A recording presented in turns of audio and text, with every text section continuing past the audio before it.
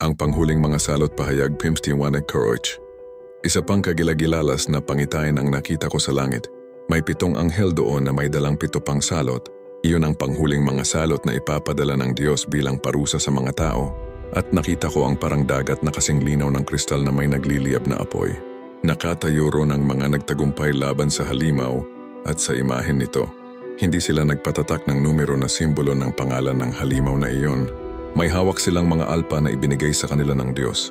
Umaawit sila ng awit ni Moises na lingkod ng Diyos, na siya ring awit ng tupa. Ito ang awit nila. Panginoong Diyos na makapangyarihan sa lahat, kahanga-hanga ang inyong mga gawa. Hari kayo ng lahat ng bansa, ang mga pamamaraan ninyo ay makatarungan at tama. Sino ang hindi matatakot at hindi magpupuri sa inyo? Kayo lang ang banal. Lalapit at sasamba sa inyo ang mga tao sa lahat ng bansa, sapagkat nakita na ng lahat ang matuwid ninyong gawa. Pagkatapos nito, nakita ko na bumukas ang templo sa langit, ang toldang sambahan, kung saan nakalagay ang kautusan. At mula roon sa templo ay lumabas ang 7 anghel na may dalang 7 salot.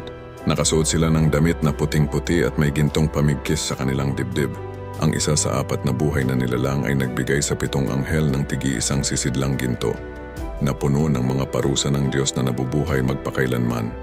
Napuno ng usok ang templo dahil sa kadakilaan at kapangyarihan ng Diyos. At walang makakapasok doon hanggat hindi pa natatapos ang 7 salot na dala ng 7 anghel.